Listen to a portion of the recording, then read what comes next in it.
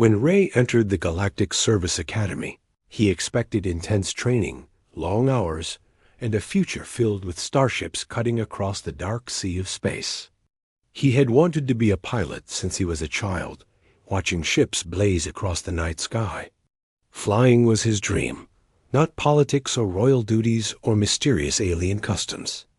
Yet that was what fate had quietly prepared for him, the day he received his assignment.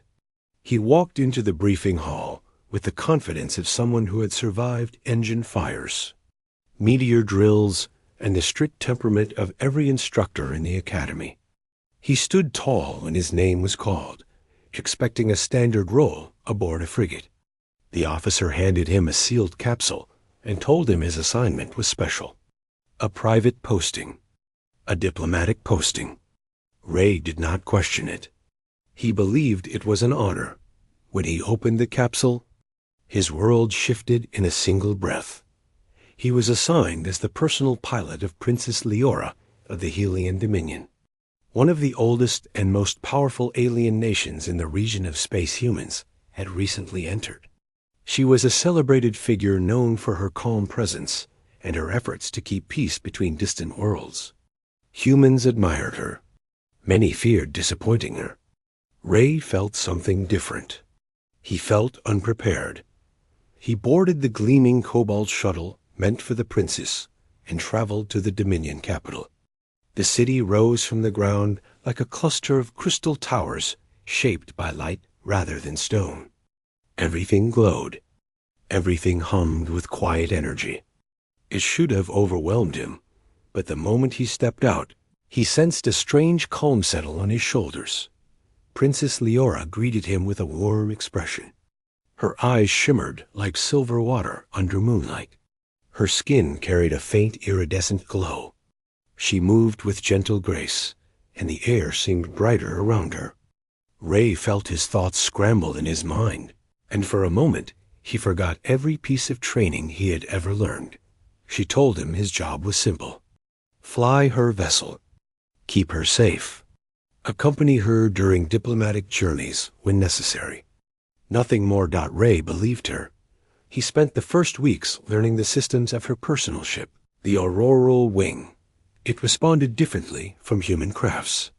The controls flowed like living currents instead of stiff metal. The engines hummed with a rhythm like a heartbeat. Ray learned quickly, adjusting to every nuance. Leora often watched from a distance as he practiced.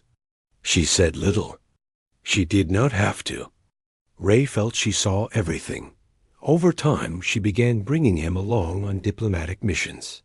He stood behind her during meetings, silent and observant. He learned the customs of her people. He noticed the way the Dominion leaders treated her with reverence. He watched her mediate conflicts with calm certainty. He admired her spirit, though he did not dare say it. Then came the journey that changed everything. They traveled to the world of Vitharion, a place known for its ancient traditions and strict ceremonial rules. Leora told Ray their visit was important. A treaty needed renewal. Peace depended on it. Ray took the responsibility seriously and prepared the ship with extra care. The moment they landed, they were greeted by hosts wearing flowing garments that shone under the sun. Ray stayed close to Leora, scanning the environment and following her cues. When they were welcomed inside the ceremonial hall, Ray felt a strange tension in the air. Something heavy. Something unfamiliar. The gathering began with formal speeches and offerings of crystal water. Ray stood near the entrance, hands behind his back. Leora walked forward when summoned. The attendants guided Ray forward as well. He assumed it was part of the ceremony. He did not understand the language spoken around him, but Leora seemed calm. So he remained steady. Then the hall grew quiet. A Grand Elder stepped forward, holding two shimmering bands made from a metallic substance Ray had never seen. The Elder placed one band in Leora's palm and the other in Ray's. Ray shot her a silent question with his eyes. She did not answer. Her calm expression remained, though he noticed a flicker of something like reluctance. The elder raised his voice, speaking words Ray could not decipher. A warm glow surrounded him and Leora. The band in Ray's hand pulsed with light. Ray felt a sudden heaviness descend on him. The elder gestured for Ray and Leora to stand side by side. Leora inhaled softly, then spoke in a whisper only Ray could hear. Their custom binds pilot and guardian through unity. It is symbolic. It seals trust. I did not know they would do it. We must respect it for now. Ray nodded, trusting her judgment, unaware of the full weight of that ritual. He lifted the glowing band and gently placed it on her wrist. She placed the matching one on his. The hall erupted with harmonious sound. The ceremony concluded. Leora thanked the elder with a graceful bow. When they returned to the ship, Ray finally asked the question burning inside him. What did we just do? Leora hesitated before answering. Her voice remained soft, but Ray felt the gravity behind it. According to the tradition of this world, what we did is more than a symbol. It is a bonding vow. In their culture, the one who receives the band is seen as bound in loyalty and unity with the giver. They assumed we already intended such a pact. Humans would call it something like a marriage bond. Ray froze. He was a pilot. He was a soldier. He was not prepared for this. His heart pounded, and he felt heat rise to his face. Leora placed a calming hand on his arm. It does not force us into anything unnatural. It is ceremonial. It represents protection and shared purpose. But their people now see us as partners. If we reject it openly, they will interpret it as insult. The treaty could collapse. Ray understood. Peace between entire worlds was at stake. His personal confusion did not matter compared to that responsibility. Over the following days, Ray and Leora navigated their situation with careful steps. She guided him through the customs. He adapted, though his heart beat faster every time someone addressed them as bonded partners. He never corrected anyone. Leora kept her calm dignity, answering questions carefully. Avoiding implications she did not intend. Yet something subtle began forming between them. They spent more time together. She explained her culture, her service, her responsibilities. He told her about Earth, about his childhood, about his dream to fly. She listened with genuine interest. When he spoke, her eyes softened in ways he had not noticed before. One evening, after a long diplomatic session, they sat outside under the twin moons of a distant world. Leora asked him if he regretted accepting his assignment. Ray shook his head. He admitted the situation was unexpected, but not unwelcome. She smiled with quiet gratitude. That night, a silent understanding settled between them. Their missions continued through peaceful worlds, troubled regions, and neutral territories. Ray grew more skilled with the auroral wing. Leora's trust in him strengthened. She often said she felt safer when he flew. Ray felt pride when she said that. He carried it like a hidden flame, but not everyone approved of their bond. Some dignitaries whispered behind their backs.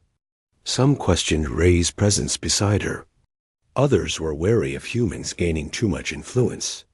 Ray stayed professional, but he sensed tension rising. Then came the incident that nearly shattered everything. During a visit to a council station near the border of unstable territory, a faction opposed to the treaty attempted to capture Leora. They believed removing her would unravel the fragile peace. They attacked during her walk through a public hall. Ray reacted instantly. He shielded her, pushed her toward cover, and engaged the attackers with every skill he possessed. Blaster fire lit the air. Civilians scattered. Ray fought with courage born from instinct, training, and something deeper. He defended her with unwavering resolve. Moments later, security forces arrived, forcing the attackers to flee. Leora looked at Ray with deep emotion. Ray stood breathless, adrenaline surging. She stepped closer and placed a hand over the band on his wrist. Our bond was meant to be ceremonial, but today you acted with genuine devotion. You protected me with your life. Ray swallowed hard. His voice came unsteady. I would do it again. The words hung between them with truth neither could ignore. The Dominion Council held a gathering soon after to acknowledge Ray's bravery. Many leaders praised him. Some questioned him. But Leora defended him with eloquence and strength. She spoke of unity, trust, and the importance of shared purpose. Her words silenced all doubt. When the gathering ended, she walked with Ray to the observation deck. The stars stretched before them, endless and bright. Ray, she said softly, our bond began by accident, but it has grown into something real. Only if you wish it. Ray felt the weight of his journey, the vows he never meant to make, the battles he fought, the worlds he crossed, and the bond that had woven itself between them. He looked at her band, glowing faintly under the starlight. I wish it. Leora exhaled, as if releasing a quiet joy she had carried alone. She placed her hand in his. The bands pulsed with warm light, as though acknowledging their choice. From that day forward, Ray flew not only as her pilot, but as her chosen partner. Their unity became a symbol of hope between their peoples. He stood beside her in every meeting. She trusted him with every mission. Together they traveled across the galaxy, forming peace where conflict once threatened. Ray never expected his dream of flying to lead him to a bond that shaped the fate of nations. He never expected to become part of a royal custom or carry the weight of a ceremonial vow that became a real connection. He had signed up to be.